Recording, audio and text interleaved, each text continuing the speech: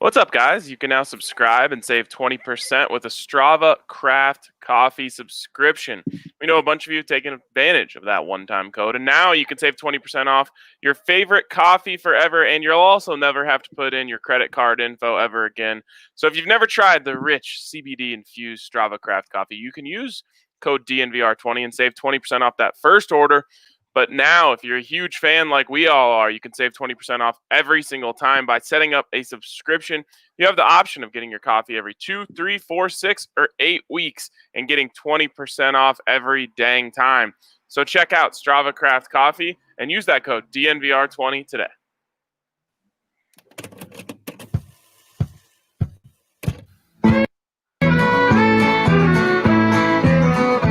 Number one for the one and only DNVR. 2 goes out to Zach, Mace, RK, and the bar. 3 for Mr. B in that old trophy case. Number 4 we're still waiting for. Well, bring on the chase. Out on the field, a mile high, Broncos win is our desire. Couple with a breakfast crew and a friendly orange and blue to the bitter end. Come and join us at the DNVR. We are DNVR. If that song doesn't put you in a good mood, I just don't know what can or possibly could. Happy Friday, folks, and welcome into the DNVR Broncos podcast presented by MSU Denver Online. You know the drill. Head over to msudenver.edu/online to scope out all they have to offer. We're talking 40-plus online and hybrid programs in over 750 total classes. They are the Colorado institution providing rigorous and affordable online programs taught by professors who bring the real world into the classroom. So again, head over to msudenver.edu/online today. My boys, what's up? Happy Friday. Feel good Friday. Little bum talk Friday, maybe. Broncos hosting Tampa Bay and Tom Brady this week. Man, Mace has those Buccaneers helmets in the background just showing off. Not really sure who he's pulling for this week. So we'll see. Mace, how excited are you to see your childhood team in person this weekend? I'm always excited, although you'll notice the helmets that flank my shoulders, one up and one down over here. I'm not very good. I got to get like a weatherman being able to point at the green screen if I had it. It's the old school Buck logo. It's Bucko Bruce, as we used to call him. And, Tom Brady's not going to be wearing that. So it's funny. I don't have the same kind of visual attachment when I see Tom Brady out there. By the way, wearing pewter head to toe. This is going to be a color-on-color game Sunday. I know that's not important to you, Zach, but I know RK takes some interest in these types of sartorial matters. So the Broncos are going to wear orange, and the Bucks are going to wear pewter on pewter. I couldn't even tell you what pewter is, so I have no idea what the Bucks will look like. You know what their helmet color is? Pewter. Exactly. There you go. That's pewter. If you've seen the Bucks helmet, you know what pewter is. Oh, I was a total guess. I can't even picture their helmet right now. Well, the good news here, Zach, is you said there might be a little bum talk today, but you already mentioned Tom Brady, so we were already talking about bums. Well, when he comes into Denver, he is a bum. I mean, that's the only place where he's been proven to be mortal. 4-7 record. Could be 4-8 after this weekend, but I guess no matter what happens this weekend, he'll still have a losing record when he leaves Denver. Yeah, but there's one thing. There have been times where Tom Brady has dominated, and those times have come, for example, when the Patriots with Brady came in as more than a 5-point favorite. That's something that doesn't happen to the Broncos at home very often, being an underdog of 5 or more points. And the line on DraftKings as of last night was -6. Bucks are favored, and the 2 times that Brady's teams came in as that sort of favorite, they put up 41 points on the Broncos. Let's hope that's different on Sunday. Yeah, I have a hard time seeing them putting up a 41 piece on this Broncos defense. And to me, that's what this game is all about, is can you find a way to slow down the offense? The Saints did it. Now, the Saints also, slowed them down with a bit of their own offense, which is going to be difficult for the Broncos, I believe. But I do think that is the formula. You have to slow him down. You got to get pressure. And that's what I said last week. And sometimes you end up feeling like a broken record on these shows. But it's the same formula. I mean, Tom Brady and Ben Roethlisberger, two very accurate quarterbacks who will burn you if you let them sit in the pocket and can't go anywhere if you collapse that pocket. So the Broncos failed, and I'm putting that on Vic Fangio. Like, it's his job to call a defense that generates pressure. Yeah, of course, the players have to go out there and execute, but you got to blitz.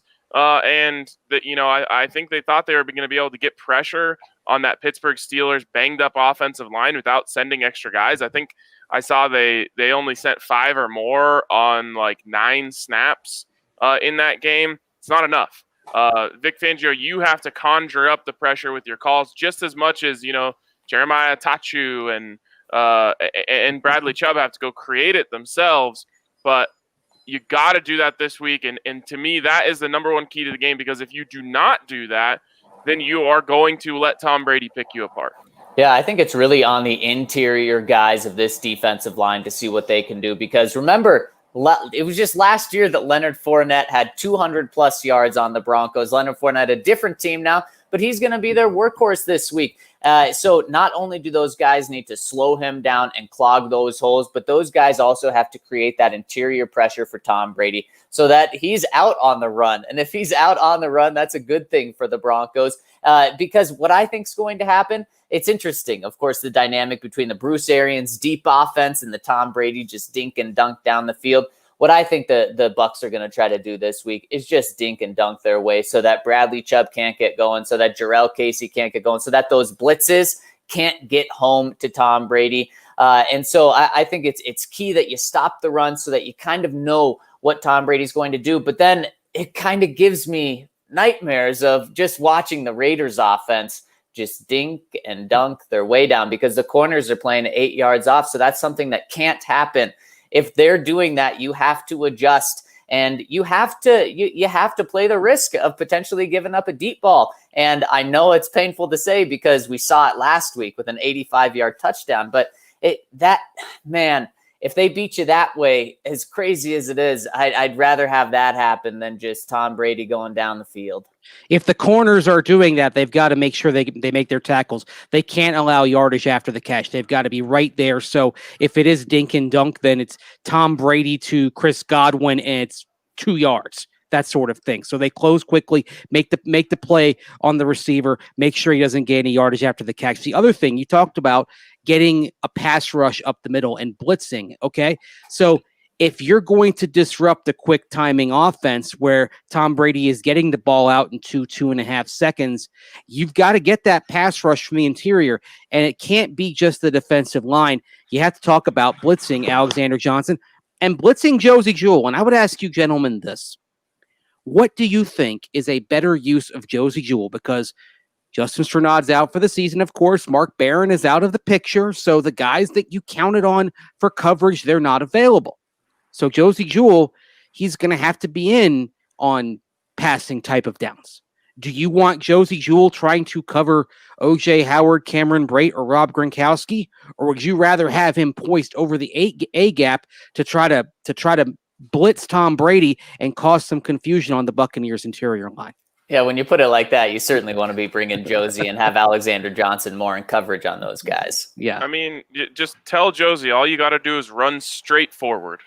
If you do that, you're going to have a much better time than asking him to go laterally or backwards. And run with the speed. Run with the speed that you hit Derrick Henry.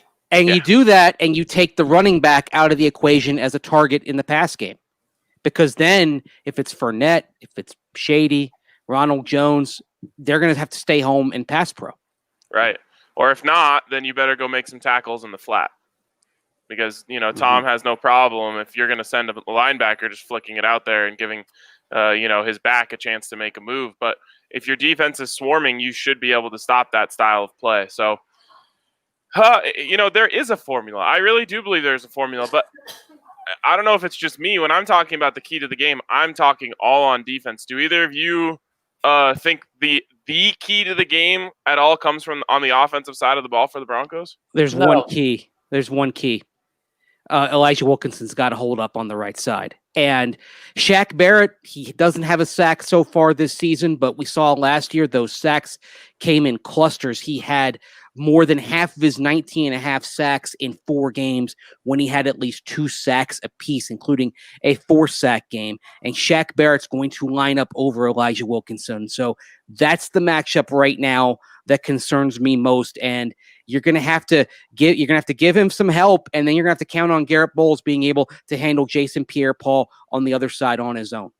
So, yeah, I agree with you, Mace. If we're giving keys on the offensive side, which I agree that all the keys really are on the defensive side, another key for the offensive side is Melvin Gordon.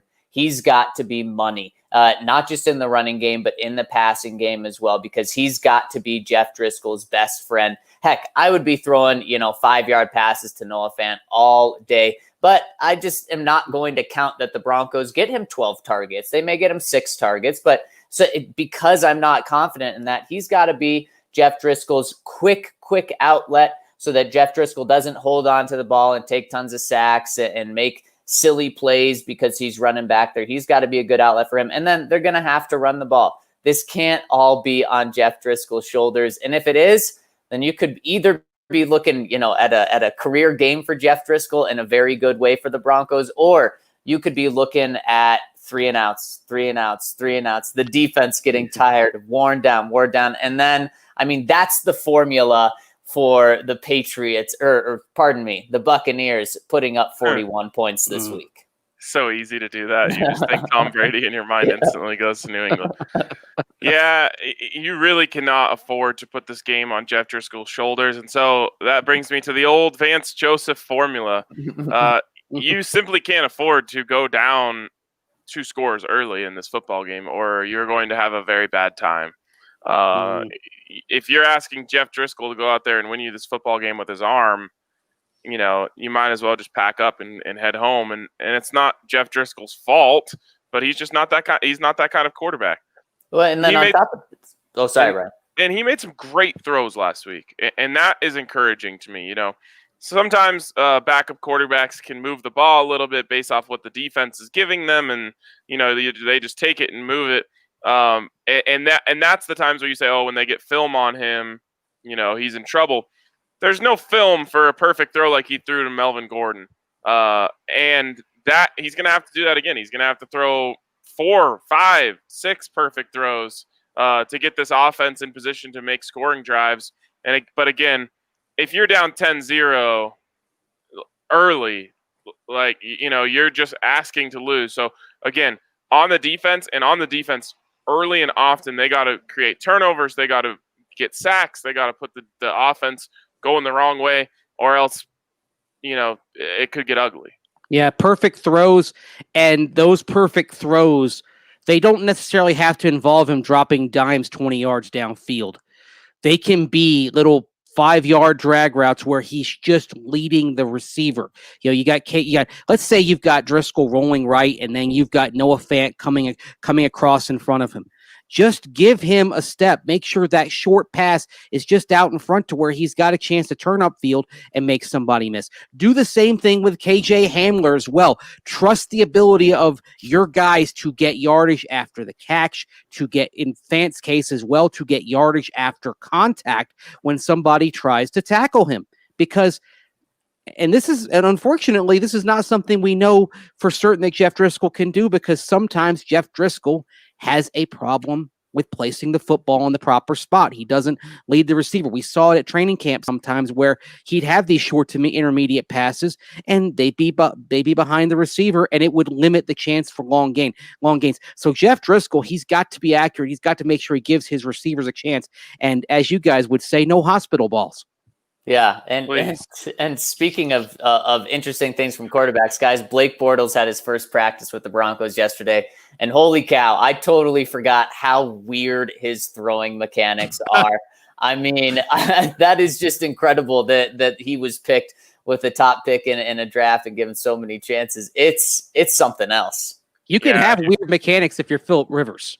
Yeah, that's the thing. Yeah, Bortles it's never worked for him, but Rivers made it work. You're being really nice, Zach. That throwing motion is atrocious.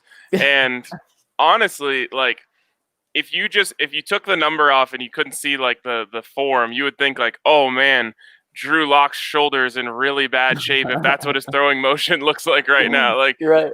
it looks like he's in pain when he's throwing the ball. And the other thing is, I only saw the clips that were on Twitter, but the velocity or lack thereof was alarming. Yes, I noticed that as well. And what else is alarming, guys? Number 5, a big number 5. I mean, he just looks just like Joe Flacco. Okay. It is incredible. In Bortles' defense, he doesn't move like Joe Flacco. And that was sort of the biggest problem last year, was that Joe Flacco was a stationary target.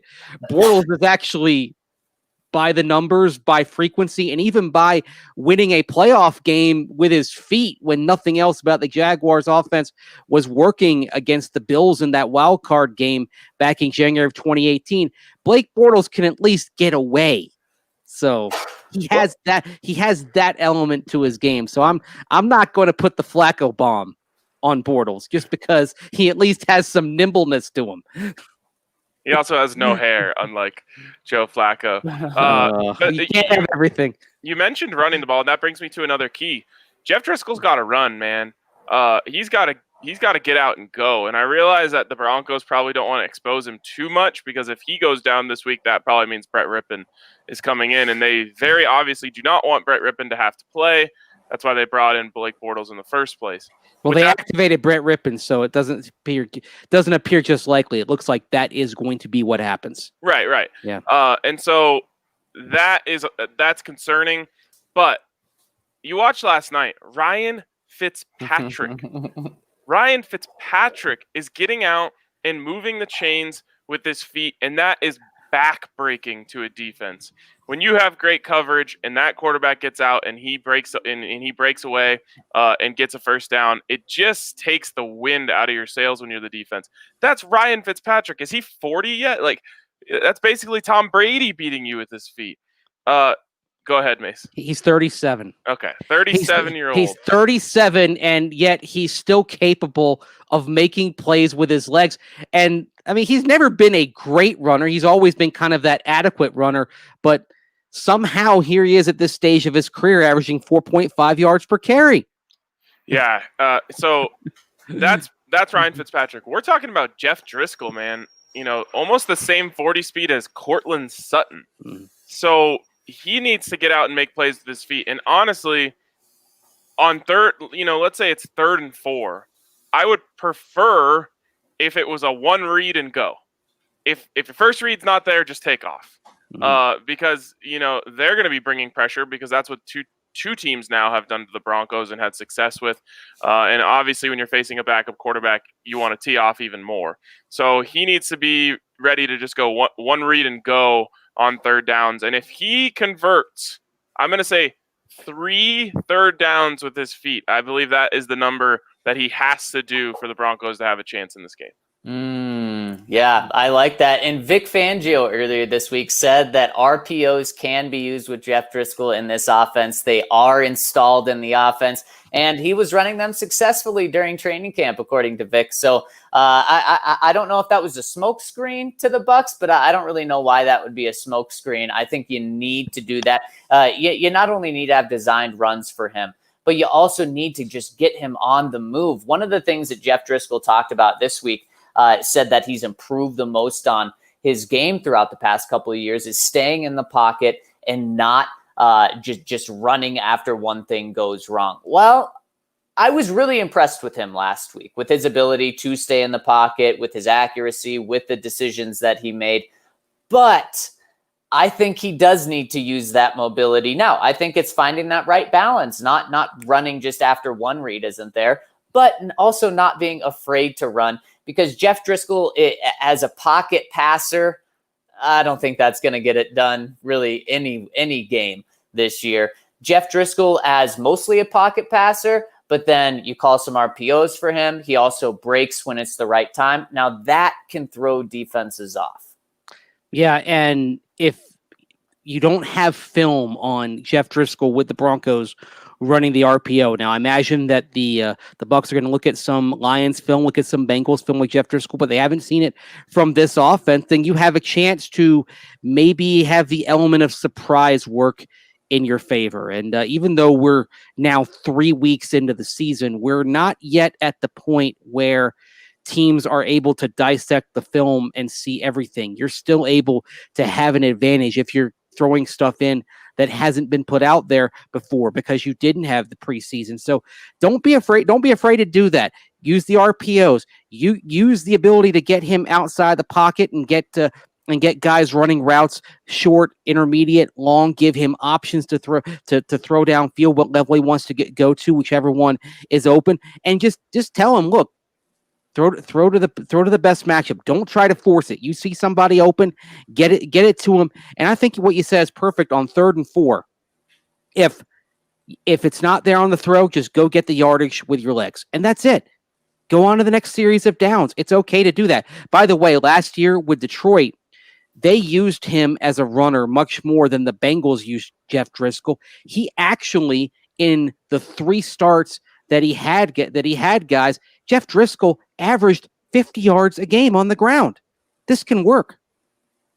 It can, and it should work, and it should be a huge part of the game plan if you're the Denver Broncos. You have to use your strengths.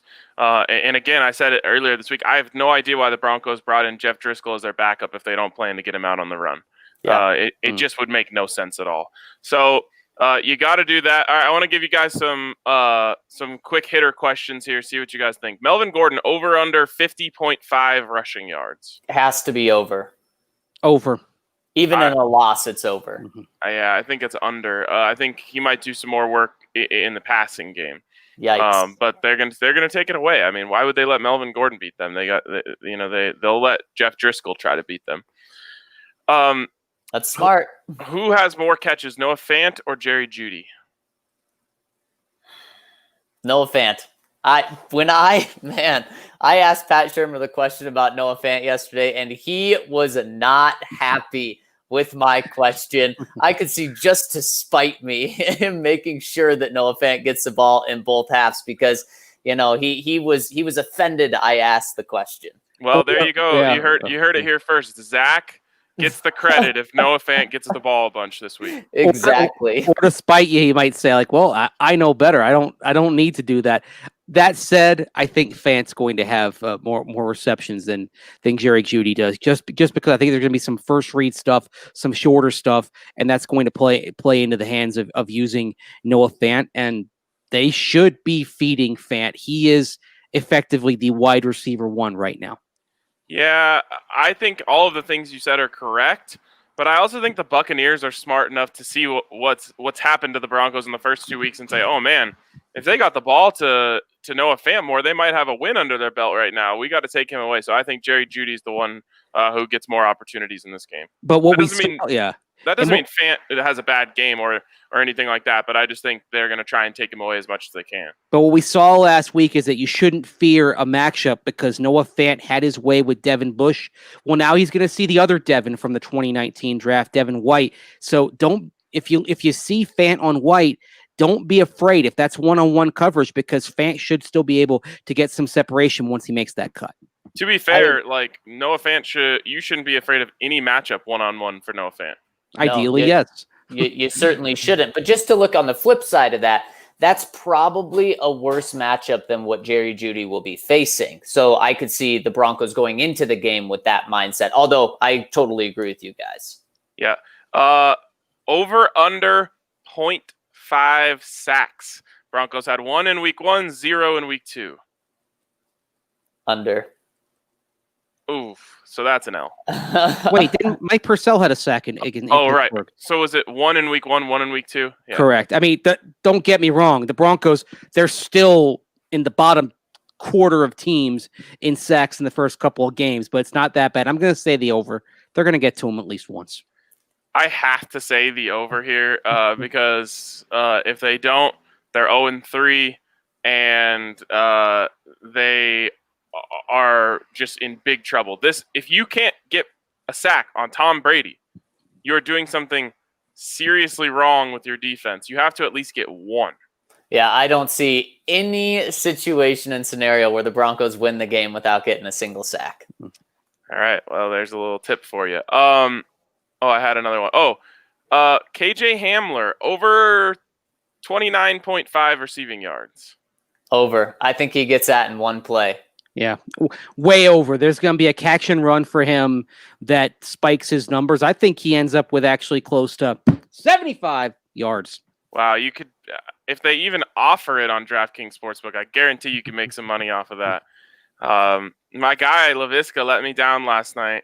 0.5 yards off of his over/under total. No, even after that catch where he just slithered away from two guys. Yep, luckily I had his receptions and he got that easy. But yep, just needed one more half yard. I honestly feel like if they just went back and recounted, you'd probably get the yard. They may do that. All right, you guys got any quick hitter over/unders? I got one. Interceptions.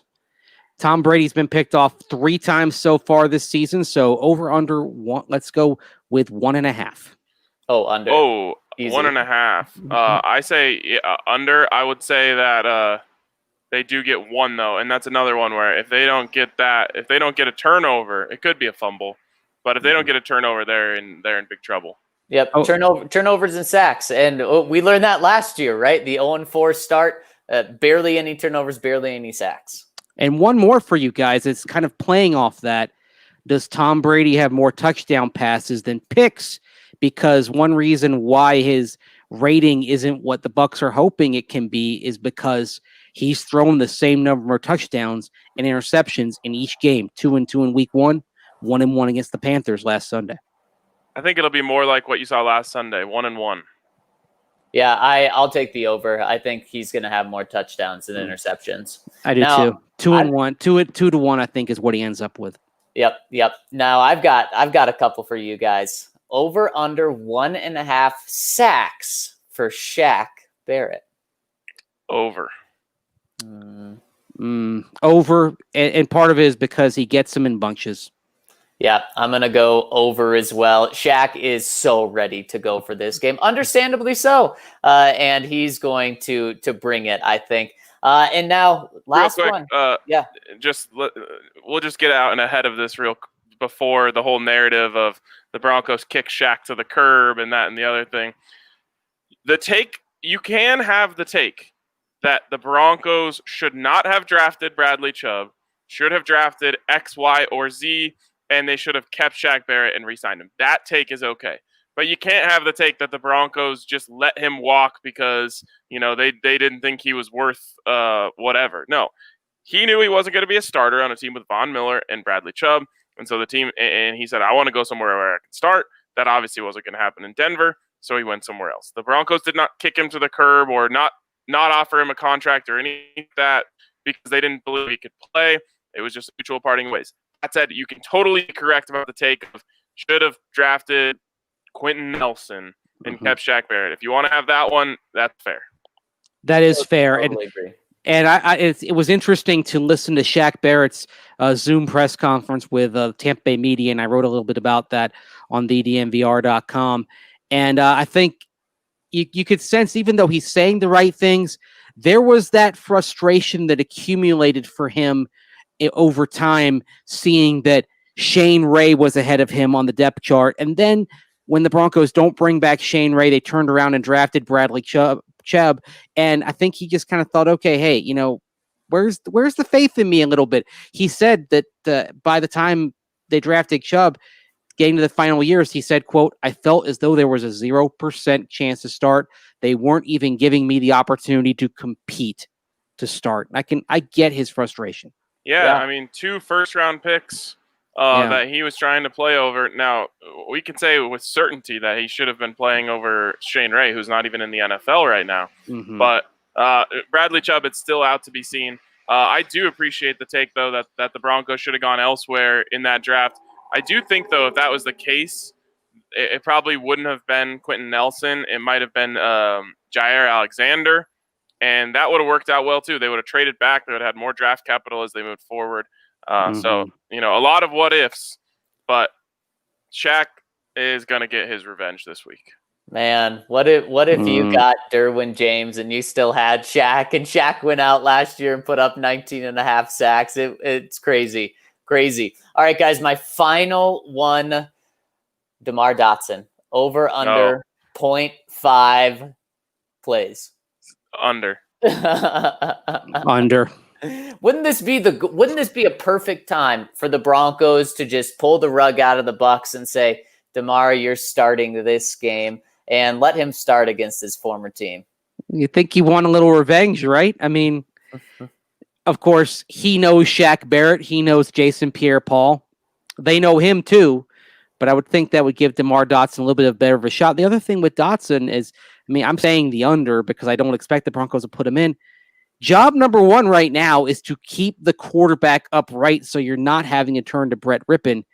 And DeMar Dotson, not much of a run blocker at this stage of his career, but still a pretty decent pass blocker. Look, the perfect time to get DeMar Dotson in was 6 weeks ago, and now it's too late. They're not going to do it. I really don't believe that. And in fact, the more the Broncos lose, the more I just think they're going to think we got to see what we have in Eli, see if he can break through and become the guy that clearly they think he can be, despite the fact that it has not showed up on the field. Yeah. Yep. And speaking of that, being 0-2, guys, this week is huge, and we've had a lot of comments in our comment section on this live pod saying if the Broncos win this week, they'll be 2-2 in less than a week from now, which I agree with, which really just shows how big this game is. And then, hey, you don't get Drew Lock back against the Patriots. You can drop that game. You can absolutely be 2-3.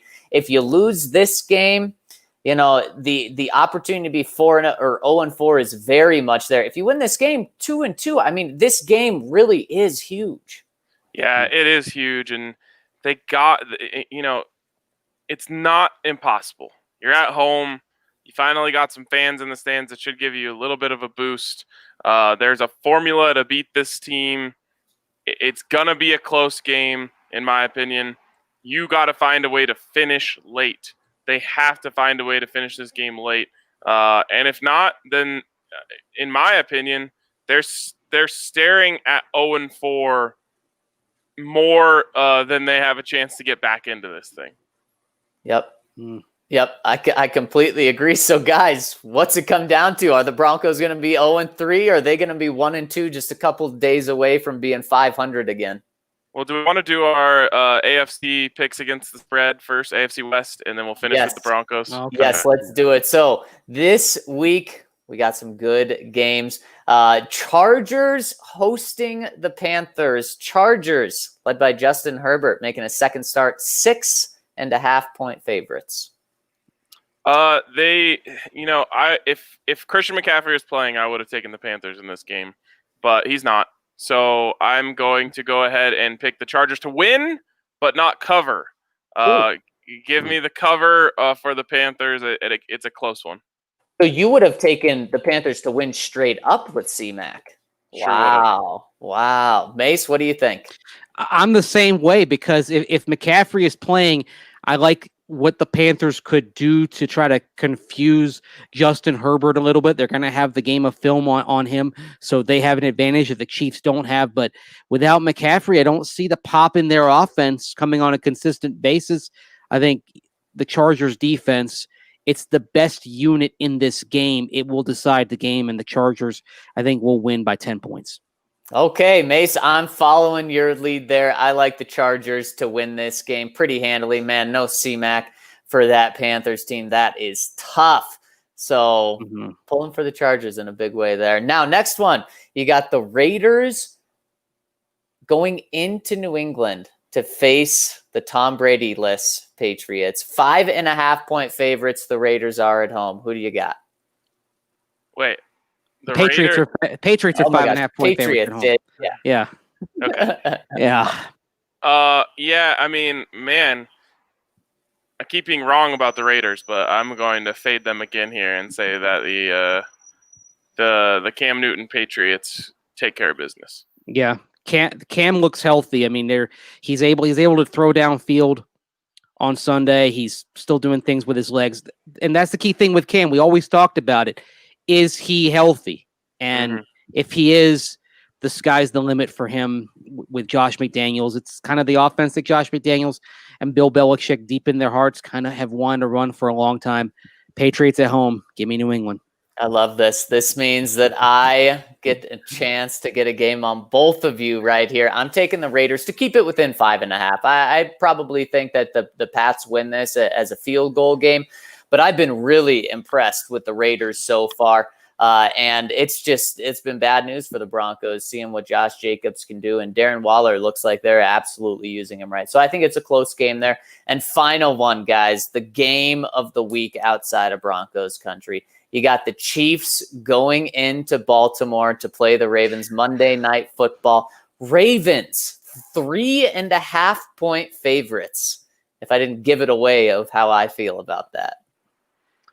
You want me to go first? Go for it. Yeah, you know what? If you're putting Patrick Mahomes as plus money on the money line at any point, I'm going to take it. So I'm definitely taking the 3.5 points here. Now, the Chiefs looked very beatable last week, in the same way that they looked unbeatable the week before. I think they rise to the occasion this week, and at the very least, this is a game that comes down to a field goal at the end of the game. But I mean, when you, like I said, if you have the opportunity to pick Patrick Mahomes as an underdog, you're going to take that. You know, if this were a normal year and Baltimore had its rabid home crowd, I'd go Ravens. It's going to be quiet Monday night in Baltimore. No home field advantage. And when it comes down to it, I think Mahomes will make one more play than Lamar Jackson makes. So I'm going with the Chiefs. Yeah, I would take the Chiefs straight up in this game. And it's because of what you said, Ryan, that they looked human last week. They looked mortal. And I think they're going to say, yeah, no, that wasn't us. The Chargers are better than everyone thinks. And also we just had a little bit of a down game.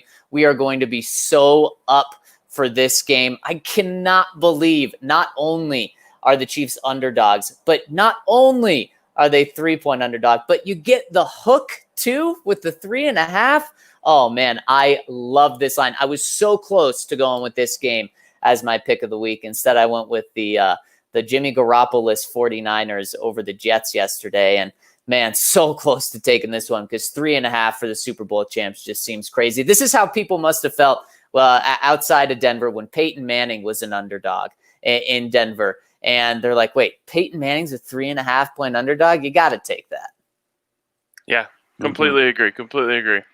All right, that leaves us back to where we started here. Broncos, 6-point dogs against the Patriots. Broncos undefeated against the spread this year. And I'm sticking with that being the case. I believe the Broncos cover the 6.